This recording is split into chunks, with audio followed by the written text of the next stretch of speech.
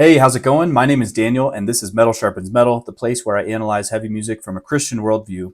And today, we are going to get back to All That Remains. I checked out their song This Calling a while back on the channel, and it's near perfect metalcore. We'll just leave it at that for now. Go back and watch that video if you didn't see it yet. This song, Divine, that we're doing today, came out at a time when they hadn't put out new music for like 6 years, I think I saw. Actually, holy smokes, YouTube says it's almost a year old. That doesn't make any sense. But yeah, it's off their newest album that just came out. Again, didn't just come out. But, you know, I work a little slower here. I'm not like music industry, head on the chopping block. There's no like sweaty Italian man behind me like trying to, make sure I pump out the numbers or something. I am the sweaty Italian man behind myself. I'm the only one in the equation right now making myself do this. So here we are. And I appreciate you coming to watch this. But yeah, this song it just slaps. But the lyrics also are very important because as a Christian, there's some things I disagree with. I disagree with pretty much all the things. But we're going to talk about that, and I'm going to be balanced about it. You'll see when we get there. Let's go check out the song.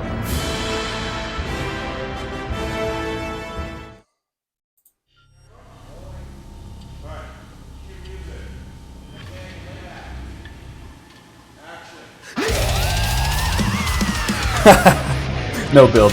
Yeah.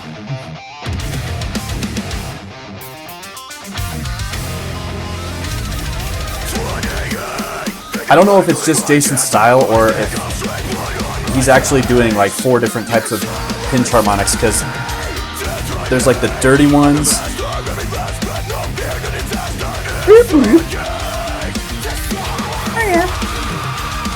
Oh my gosh, like he just has so much style.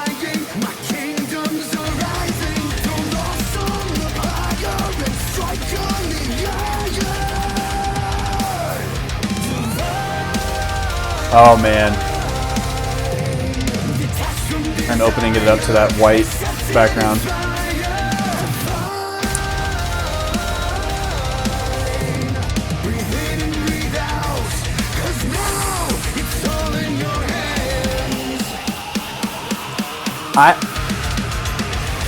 Phil has always had some of the nastiest high-pitched screams.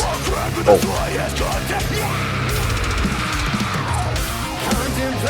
I forgot, man, when he whammies on the low end.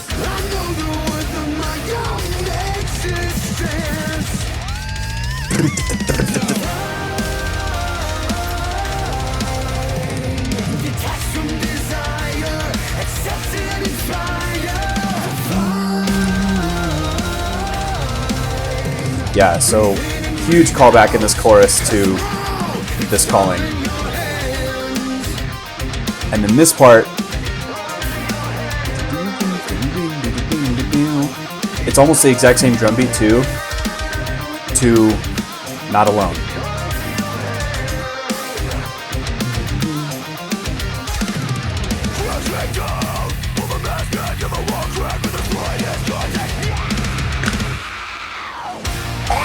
Oh gosh. It looks like Phil has new energy.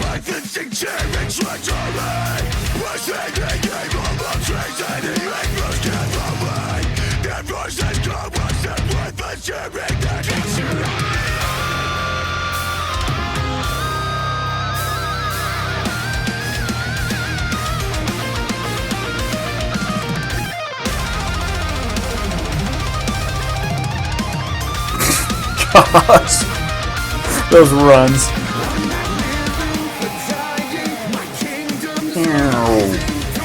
Loves that whammy.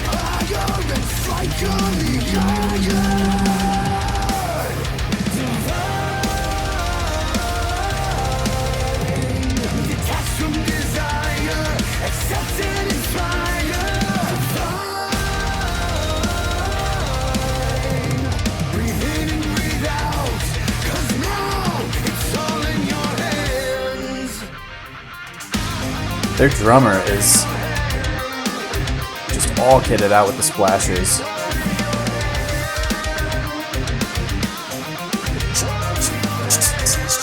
Just all the little accents. Hang on, I just want to go back to that last little fill because it's so awesome.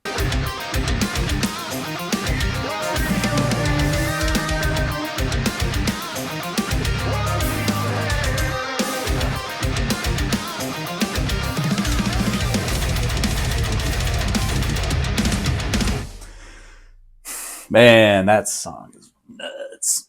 Oh, there is a lot to love about that song. Golly, I mean, okay, the chorus is a direct parallel to this calling. I'm not going to call it a ripoff because they made it different enough, and it's really good. But yeah, the fast double bass 16ths over the big open singing notes. Like when I heard that on Fall of Ideals and it opens with that, that's the first chorus you hear. So yeah, that was a great callback. It's like what Disney tried to do with Episode 7 of Star Wars. They tried to like have the ice planet to reference Hoth, the desert planet because Rey and Tatooine and stuff, and then the jungle planet to reference the forest moon. They tried to make all those little callbacks. I think they did an okay job. There's so much wrong with Star Wars after number 6, but I'm not talking about that right now. But yeah, All That Remains did such a good job making these callbacks feel natural and good, and like it didn't feel like a clone of the song. So if you're not familiar with the band, you're not going to really catch this. But then those little like that move, it's kind of common, right? But like exactly what they're going for. They're going for Not Alone.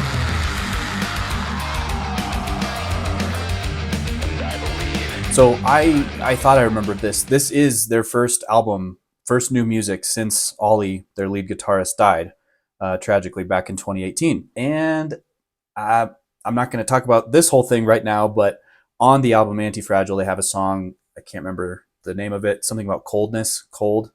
Anyway, they're making references to the circumstances of Ollie's death. And legally, I'm probably not allowed to say any more than that. I'm not a part of this case, but lawyers and stuff. In the meantime, they got Jason Richardson, just like the modern day virtuoso master freak. And then they got a new drummer.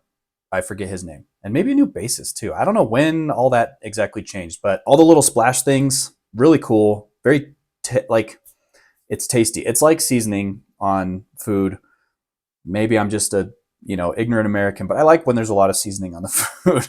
And if he puts a ton of those in there, as long as he's doing them at the right times and making them into cool little fills, I'm for that. But yeah, this is a bit of an interesting one because for the last All That Remains video I did going over their song This Calling, I was pointing out that there were a lot of Christian undertones in it. The term calling in the Bible is very important. And I just got a sense, my young self got this sense that there was some latent Christianity working in the background of Phil's beliefs, right? But based on a tweet years later that Phil put out, he revealed that song was not about Christianity, not about God. It was about a girlfriend somehow. It still barely clicks. But yeah, that's the only problem with that song, really. And now we have this song, Divine, and it is very obvious that it is not written from a Christian worldview. It's not Christianity that he's pulling from. Granted, there are some concepts in here that I would think that followers of Christ would be familiar with and would be able to relate to. But yeah, the chorus tells a pretty clear picture of where his beliefs are, and they seem to have ended up in some kind of new age spirituality thing, which is, not Christian. So yeah, he kind of starts out with this, some kind of rough experience at the beginning, holding tears back, standing up straight, blood on his face. A big disgrace. And then he has, I'm the master, every last breath, no fear, no disaster, which, okay. So like he captains his own ship. He controls how he responds to his life. As a Christian, I would agree that we should not let our emotions rule us. And then this interesting pre-chorus, I'm not living for dying, my kingdom's arising, throw loss on the pyre and strike on the iron. So this is where the godly worldview has left the chat, because I can get on board with, burning your loss, and trying to make something good out of that, right? Trying to use it for something that can actually improve your life, glorify God, all of that stuff. Very possible. But this first half is something that I think clearly strikes at the heart of the gospel. The gospel does not say that we just punch a ticket and then we sit around and wait to die so that we can go to heaven with wings and harps. So I do agree that that kind of straw man view here that he's presenting is not valid. Cool. But saying that his kingdom is arising is Seems like the kind of thing white people with dreadlocks do. you're going to have a hard time explaining that to Jesus, the one who said that the kingdom of God was at hand when he started his earthly ministry. And he also said when he was leaving his earthly ministry that all authority in heaven and on earth had been given to him. Christians are allowed like a type of serfdom, I would say, within the kingdom of God, but we have to be faithfully stewarding what God gave us. Like we don't just get our own little sovereign kingdoms away from the real king over there. That's not how it works. So yeah, we don't have the level of control that Phil is talking about here. But then he says later, I know the worth of my own existence. As a Christian, I know the worth of your existence too. You were made in the image of God. So yes, I agree. Good point. But then he goes and ruins it with this bridge breakdown type thing here. He says, their verses coerced and worthless and cheering treachery. So, okay, you didn't say anything explicitly, but you did say verses. Who refers to verses most of the time? Probably Christians. Who talks about verses being coerced and worthless? People trying, like saying, oh, you're cherry picking what you like from the Bible. You're interpreting what you like into these words. And, that's not what it actually means. All these types of things, right? But newsflash, you cannot just say that they misinterpreted the Bible when you don't like what it actually says. Are there people that cheer treachery and they coerce verses and take them out of context and misuse the Bible? Yeah, duh. But you don't have to point that out to be like, oh, they're the reason why I'm not a Christian because like they're messing things up. And then coming back to the chorus, we got to talk about it because this is where the worldview comes out pretty clearly. So he says, divine, detach from desire, accept and inspire, and then repeats, divine, breathe in and breathe out, because now it's all in your hands. This is a very clear reference to classic Eastern religion, which teaches that if we can get rid of our desire, we can be free from suffering, basically. Like if you don't want anything, then you'll never be sad when you don't have anything. And Buddhism is interesting because when it uses the word divine, it doesn't believe in like a personal, omniscient, transcendent creator that's beyond humanity and all that. It's kind of atheistic, right? But it like teaches that there's this spark of divinity within us that can grow into full godhood by our actions sometimes. Kelly, you are Hindu, so you believe in Buddha. That's Buddhists. Are you sure? No. To be fair, there's kind of multiple flavors of this belief system. So yeah, I'm not going to try to weigh in on exactly which one Phil ascribes to, but this definitely has elements of New Age spirituality. So after going over all that, it really seems like it is the result of a man trying to find his own way, pull himself up by his bootstraps, and do it his way, right? Phil is a very outspoken libertarian on X, so he is definitely familiar with the concepts of the rugged, self-made individual who doesn't want to put any faith in the government. And to be honest, I agree with a lot of that sentiment. I hold some of those same beliefs. It makes sense to me. The problem is New Age points you to one of a couple places, either within, where you are told to follow your heart because it knew the answers all along, just like all the Disney princesses told you, or you're pointed to some kind of like vaguely benevolent source thing. Put that thing back where it came from, or so help me. So help me, so help me, and cut. Which unfortunately only distances people from the real source of joy, peace, divinity, inspiration. Like all these good things are trying to be routed to this different place, and they actually come from God. Phil may feel really good, like taking a big breath first thing in the morning on some mystical mountainside with dew covering the grass and stuff like that. But that is a fleeting feeling. It doesn't last forever. And we need to give thanks to the God who created all of the mountainsides. And I might get some pushback on that because I think that New Age beliefs have kind of permeated a lot of what people think about these days. But I thought I was going to receive way more pushback on some things in the past, and it didn't really happen. So who knows? But yeah, hope you got something from that. I really like this song. I really like the album. I thought it was just super awesome comeback album with Jason on the guitars. They are just a powerhouse now. So yeah, I hope you enjoyed that one, and I hope you will keep your eyes on the true source of divinity, and I'll see you in the next one. Bye. So you guys hear about this Buddhist bug that died?